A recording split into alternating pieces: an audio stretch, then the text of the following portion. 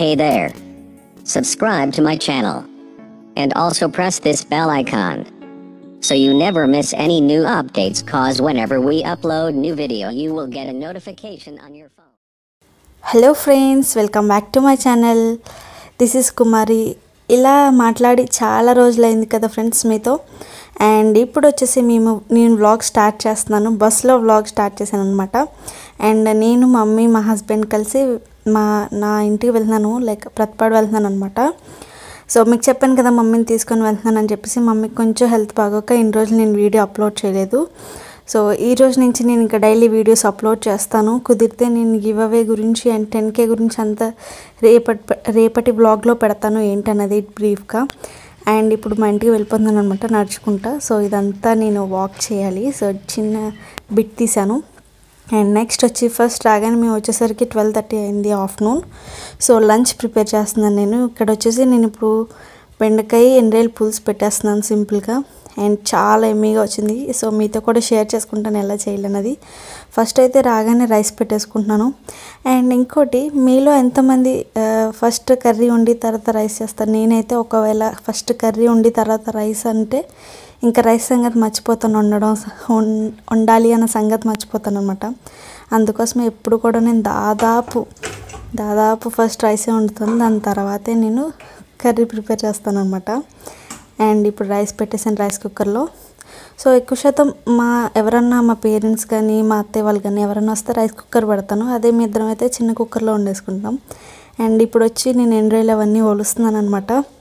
And my favourite curry, actually నేను బెండకాయలు తక్కువ తింటాను, కానీ ఇలా చేసుకుంటే మంచిగానే తింటాను అనమాట.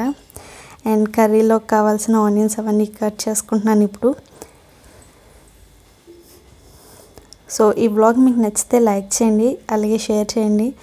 ఇంకా ఇప్పుడు ఆనియన్స్ అవన్నీ కట్ చేసేగానే కర్రీ ఎలా చేయాలన్నది మీతో షేర్ చేసుకుంటాను, చూసేయండి ఫ్రెండ్స్.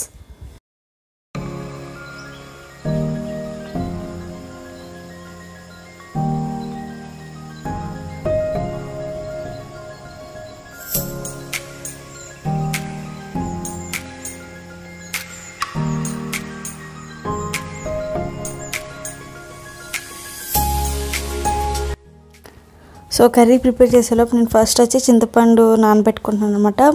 ఇక్కడ మనం పులుసు చేస్తున్నాం కాబట్టి కంపల్సరీ చింతపండు వేయాలి దీంట్లో. సో దానికోసం నేను ఫస్ట్ చింతపండు నానబెట్టేసుకున్నాను.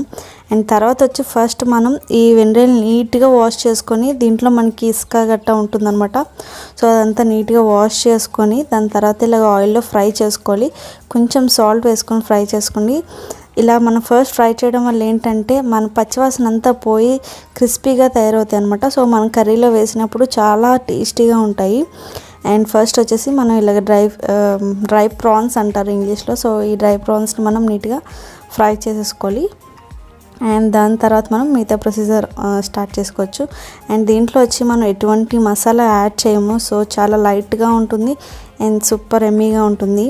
సో ఇప్పుడు ఫ్రై అయిపోయి కదా, నెక్స్ట్ వచ్చి దీంట్లో నేను ఇప్పుడు పచ్చిమిర్చి అలాగే ఆనియన్స్ వేసుకొని ఫ్రై చేసుకుంటున్నాను అనమాట. సో ఆనియన్స్ కూడా మరీ ఎక్కువ కూడా వేసుకోకూడదు ఏ కర్రీలో కూడా, ఎందుకంటే స్వీట్నెస్ ఇస్తుంది.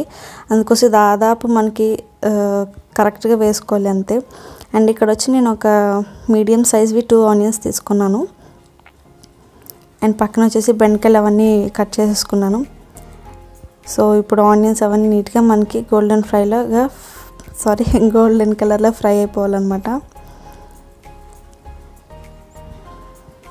సో ఈ వ్లాగ్ వచ్చి నేను ఇప్పుడు ఫ్రైడే స్టార్ట్ చేశాను. సో ఫ్రైడేనే అప్లోడ్ చేసేస్తున్నాను. మీ అందరి కోసం నేను ఆఫ్టర్నూనే ఎడిట్ చేసి వాయిస్ ఓవర్ ఇచ్చి అప్లోడ్ చేసేస్తున్నాను అనమాట. అండ్ చాలామంది మిస్ అయ్యారన్నారు, thank you so much, sorry for the late. And next వచ్చి ఇక్కడ నేను ఆనియన్స్ అవన్నీ ఫ్రై అవ్వగానే 1 స్పూన్ అల్లం వెల్లుల్లి పేస్ట్ వేసాను అంతే. మనం ఇంకా ఎటువంటి మసాలాస్ ఏమి యాడ్ చేయము.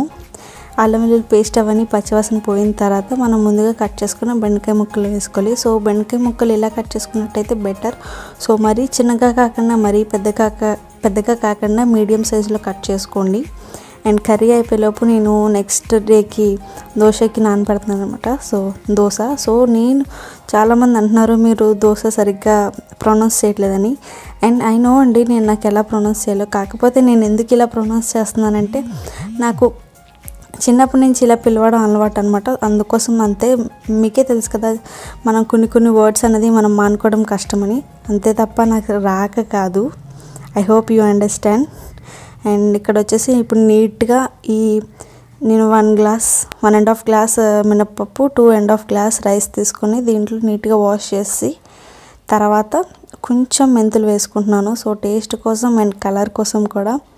సో ఇవి రేపటి కోసం నానపెట్టేసాను దోసపిండి. ఈవినింగ్ నేను గ్రైండ్ చేయాలి. అండ్ నెక్స్ట్ వచ్చి ఇక్కడ మనకి బెండకాయలు కూడా కొంచెం పచ్చివాసన పోయిన తర్వాత దీంట్లో మనం ఇప్పుడు సాల్ట్ వేసుకోవాలన్నమాట. సో సరిపడేంత సాల్ట్ వేసేసుకోవాలి. దాని తర్వాత కొంచెం చిటికెడు పసుపు వేసుకోండి. సో ఇప్పుడు నీట్గా మిక్స్ చేసుకొని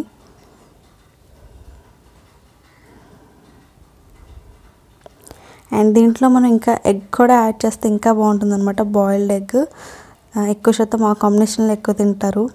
అండ్ కొంచెం సేపు వేగిన తర్వాత దీంట్లో నేను ఇప్పుడు కారం వేసాను అనమాట. అండ్ బెండకాయలు కొంచెం గట్టిగా ఉన్నాయి కాబట్టి దీంట్లో నేను కొన్ని వాటర్ వేస్తున్నాను అనమాట. మనం ఆల్రెడీ చింతపండు రసం నానబెట్టాం కాబట్టి కొన్ని వాటర్ వేసుకుంటే సరిపోతుంది, కొంచెం బెండకాయలు ములిగేదాకా. అప్పుడు మెత్తగా మంచిగా తొందరగా ఉడికిపోతాయి. సో ఈ వాటర్ వేసిన ఒక 5 minutes మనం మగ్గించాలి లిడ్ పెట్టేసి. సో చూసారు కదా బెండకాయలు కొంచెం కలర్ చేంజ్ అయ్యి అండ్ మంచిగా పర్ఫెక్ట్గా కుక్ అయిపోయాయి అనమాట. దీంట్లో ఇప్పుడు మనం చింతపండు రసం వేసేసుకోవచ్చు. అండ్ ఇప్పుడు మనం ముందుగా నానబెట్టుకున్న చింతపండు రసం కూడా వేసేసి ఇంకొంచెం సేపు మనం బాయిల్ చేయాలన్నమాట. వీటిని నీట్గా కుక్ చేసుకోవాలి. అండ్ దీంట్లో ముందుగా నేను ఫ్రై చేసుకున్న డ్రై ప్రాన్స్ వేసుకున్నాను, ఎండ్రాయిలు. సో ఈ ఒక్క ఇంగ్రీడియంట్ చాలు మొత్తం పులుసే టేస్ట్ మార్చేస్తుంది అన్నమాట. అండ్ మీలో ఎంతమంది తింటారో ఎంతమంది తినరో నాకు తెలియదు, కానీ ఈ టేస్ట్ మాత్రం చాలా బాగుంటుంది. అండ్ కొంచెం వాటర్ వేసేసి నేను ఇక్కడ లిడ్ పెట్టేశాను. సో చూసారు కదా ఇలా మనకి కొంచెం బాయిల్ అవగానే తర్వాత కొంచెం దగ్గరికి అవగానే ఆఫ్ చేసేసుకోండి. చాలా చాలా బాగుంటుంది టేస్ట్. అండ్ ట్రై చేసి నాకు ఎలా వచ్చింది అనేది కామెంట్ సెక్షన్లో కంపల్సరీ చెప్పండి. అండ్ ఈరోజు మా కర్రీ లంచ్ వచ్చేసి ఇదనమాట. అండ్ తర్వాత లంచ్ అయిపోగానే నేను గిఫ్ట్స్ పర్చేస్ చేయడానికి బయటకు వెళ్ళాను. మా పక్కింటి అమ్మాయి తను మెచ్యూర్ ఫంక్షన్ ఉందన్నమాట.